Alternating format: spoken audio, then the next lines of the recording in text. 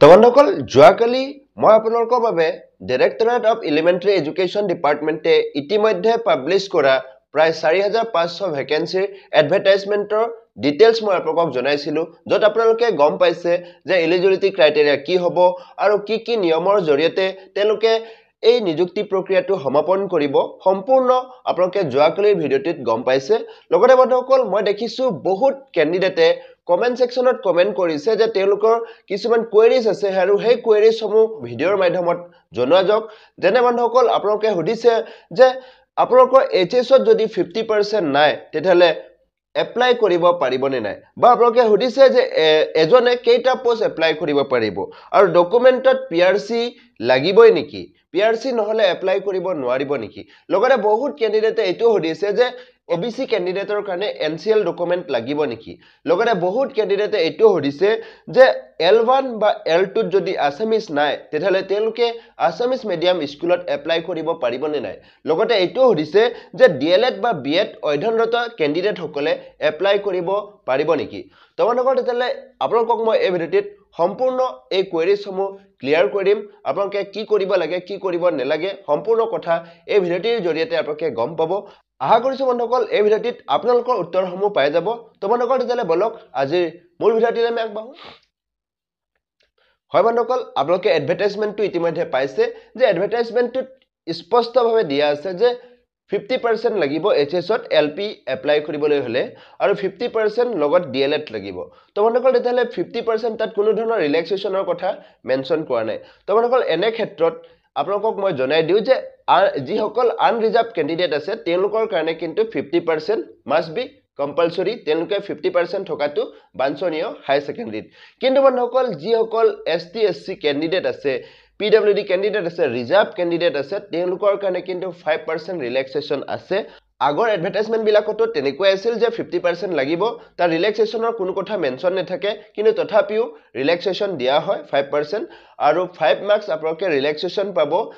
হাই সেকেন্ডাৰীত অৰ্থাৎ আপোনালোকে 45% ওপৰত পালেই হল যিসকল এসটি এসসি ক্যান্ডিডেট আছে তেওঁলোকে এপ্লাই কৰিব পাৰিব আৰু এইটো মই আপোনালোকক তথ্য সহকাৰে দিব পাৰো যেহেতুকে 2022-23 চনতো এনে ধৰণৰ এডভাৰটাইজমেন্ট সমূহ পাব্লিছ কৰিছিল যত 50% মাষ্ট বি লাগিবই বুলি মেনশন কৰিছিল কিন্তু যেতিয়া মেৰিট লিষ্ট পাব্লিছ কৰিছিল তাত আমি দেখা পাও যিসকল এসটি ক্যান্ডিডেট বা এসসি ক্যান্ডিডেট আছে তেওঁলোকে 48% বা 47% পোৱা ক্যান্ডিডেটও ফাইনেল লিষ্টত সিলেকশন পাইছে তো বন্ধুসকল তেতিয়ালে তাৰ তথ্য যদি লাগে আপোনালোকে কমেন্ট সেকশনত কমেন্ট কৰিব মই আপোনালোকক প্ৰভাইড কৰিবলৈ চেষ্টা কৰিম লগতে বন্ধুসকল আপোনালোকে সুধি আছে যে এজন ক্যান্ডিডেটে কেইটা পোষ্ট এপ্লাই কৰিব পাৰিব হয় বন্ধুসকল এইটো বহুত এটা ইম্পৰ্টেন্ট কোৱেশ্চন যে এজন ক্যান্ডিডেটে এলপি সেকশনত এপ্লাই কৰিব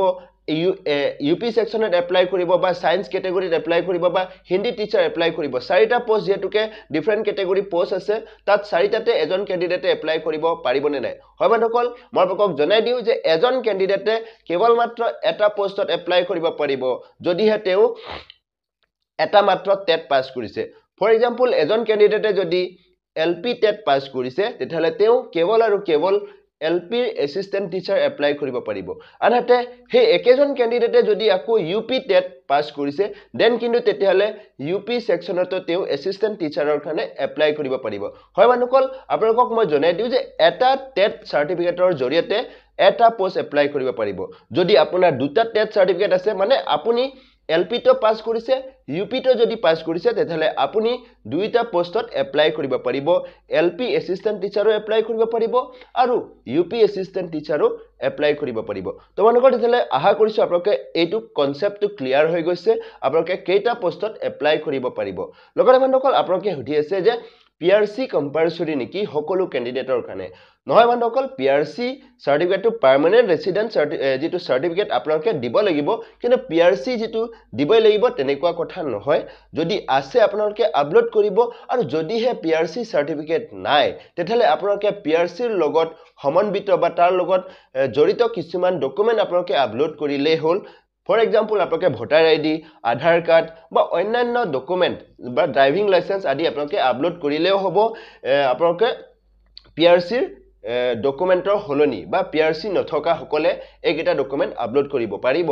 যদি পিআৰসি আছে পিআৰসি আপলোড কৰিব যদি নাই আধাৰ কাৰ্ড ভোটাৰ আইডিও আপোনালোকে আপলোড কৰি পাৰ্মানেণ্ট ৰেচিডেণ্ট অফ আছাম বুলি আপোনালোকে ক্লেইম কৰিব পাৰিব তোমালোকৰ তেতিয়াহ'লে এইটো ক্লিয়াৰ হৈছে লগতে মানুহসকল OBC কেণ্ডিডেট সকলে সুধি আছে যে যেটো NCL নন ক্ৰিমিলিয়াৰ সাৰ্টিফিকেট লাগিব নেকি তোমালোকৰ মই আপোনালোকক যদি জনাই দিও যে NCL যদি আছে আপোনালোকে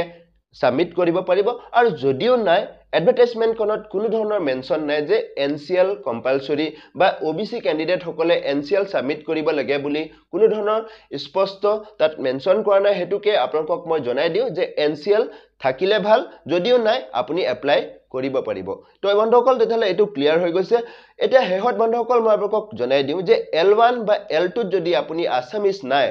আসামিজ আপোনাৰ যদি L1 আৰু L2 নাই তেতিয়ালে আপুনি আসামিজ মিডিয়ামত এপ্লাই কৰিব পাৰিবনে নাই বন্ধুসকল মই আপোনালোকক স্পষ্ট কৰি জনাই দিও যে আপোনাৰ যদি L1 বা L2 যিকোনো এটা দুটাৰ ভিতৰত যিকোনো এটা যদি আপোনাৰ আসামিজ নাই তেতিয়ালে আপুনি আসামিজ মিডিয়ামত এপ্লাই কৰিব নোৱাৰে কাৰণ বন্ধুসকল এডভাৰটাইজমেন্ট খনত স্পষ্টভাৱে মেনশন কৰি থোৱা আছে যে মিডিয়াম অফ ইনষ্ট্ৰাকচন টু তেওঁলোকৰ L1 বা L2 যিকোনো এটাৰ লগত মিলিব লাগিব যদি আপুনি L1 আসামিজ আছে আসামিজ মিডিয়ামত এপ্লাই কৰিব পাৰিব বা L2 যদি আছে L2 যদি আসামিজ আছে তাতো আপুনি এপ্লাই কৰিব পাৰিব অৰ্থাৎ L1 বা L2 যিকোনো এটাত আপোনাৰ আসামিজ থকাটো বাঞ্ছনীয় আনহাতে মানুহসকল যদি L1 আৰু L2 আসামিজ বা আসামিজ নাই বেংগলী আছে বেংগলী মিডিয়ামত এপ্লাই কৰিব পাৰিব L1 বা L2 যদি আপুনি অন্যান্য সাবজেক্ট আছে তাত আপুনি হে মিডিয়ামৰ স্কুলতহে আপুনি এপ্লাই কৰিব হিন্দী আছে হিন্দী মিডিয়াম স্কুলত এপ্লাই কৰিব পাৰিব কিন্তু L1 আৰু L2